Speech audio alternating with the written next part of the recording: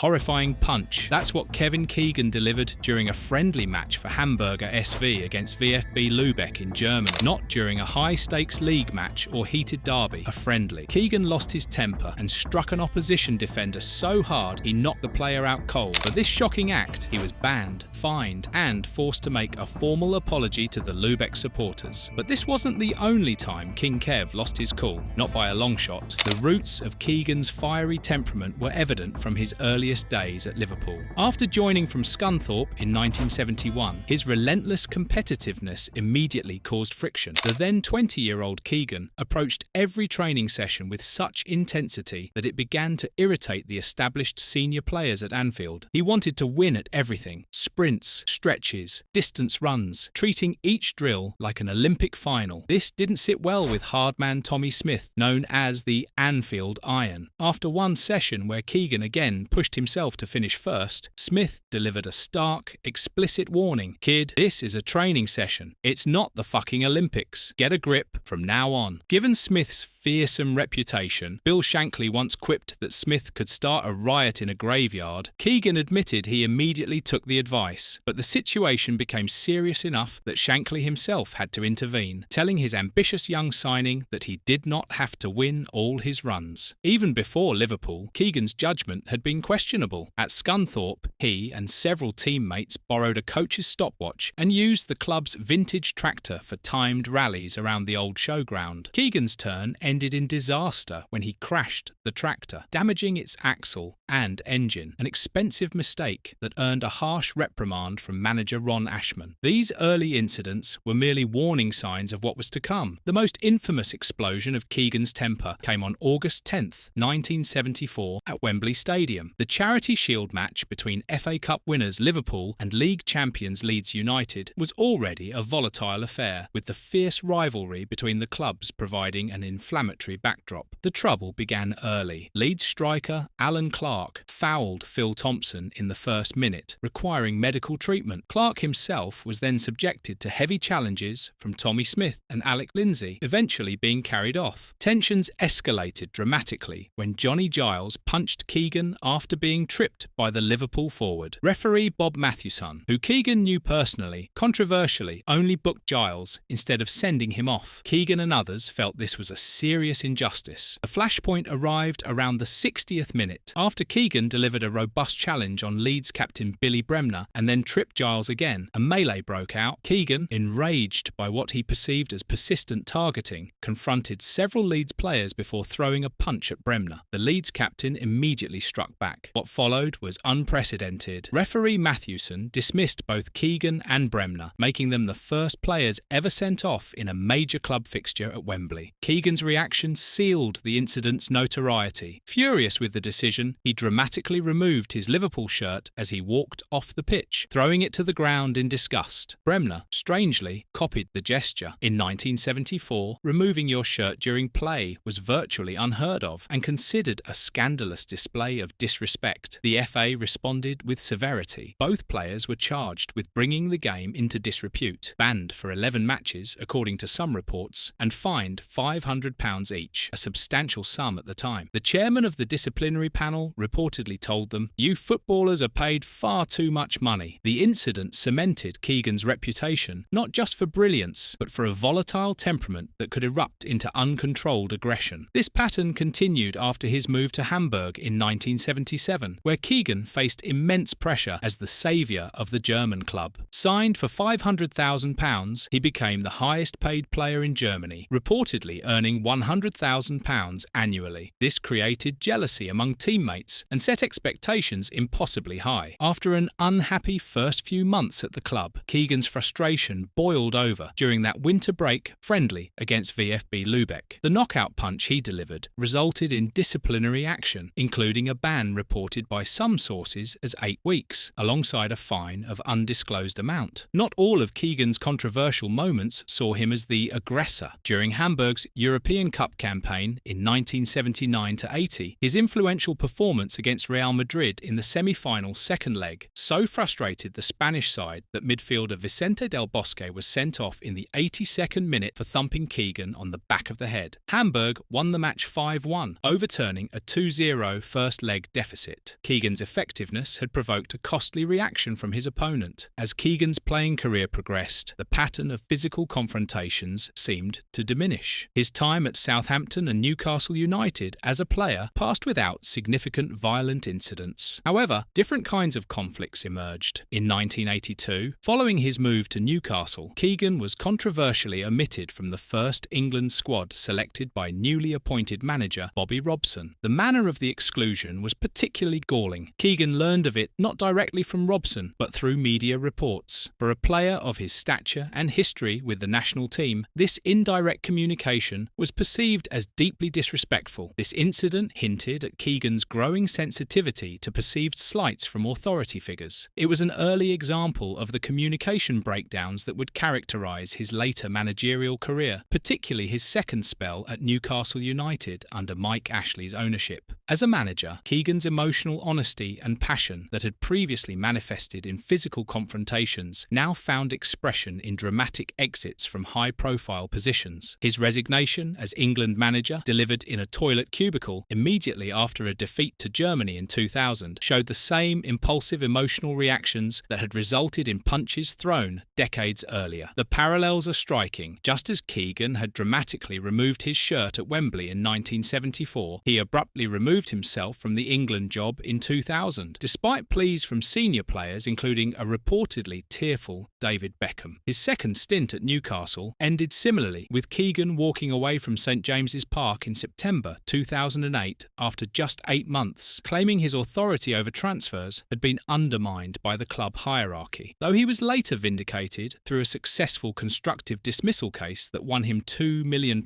in damages, the pattern of impulsive, emotional decisions remained consistent. Even in his 70s, Keegan's capacity for generating controversy through unfiltered opinions persisted. In October 2023, at the age of 72, he sparked fresh outrage with comments about female football pundits. At a public speaking event in Bristol, he stated he had a problem listening to lady footballers analysing the men's team, claiming, "I don't think it's the same experience." The remarks were widely condemned as sexist and outdated, though they did receive some support from the event audience and controversial figure Joey Barton. Looking back at Kevin Keegan's remarkable career, it's impossible to separate his undeniable talents from his temperamental nature. The same passionate intensity that drove him to European Footballer of the Year honours in 1978 and 1979 also led to moments of regrettable conflict. For all his fights and flaws, Keegan's influence on English football remains immense. His playing career illuminated by dazzling dribbling ability, clinical finishing and surprising aerial prowess despite his modest 5 feet 8 inches stature. A winner of 3 First Division titles, 2 UEFA Cups, an FA Cup and the European Cup with Liverpool, plus success in Germany, Keegan was undoubtedly a generational talent. Perhaps it was this very talent, combined with his fierce competitive spirit, that made Keegan such a compelling but complex figure throughout his football journey. Whether inspiring his teammates to greatness or knocking out opponents in friendly matches, Kevin Keegan's career stands as a testament to both the beauty and the darker sides of obsessive competitive drive.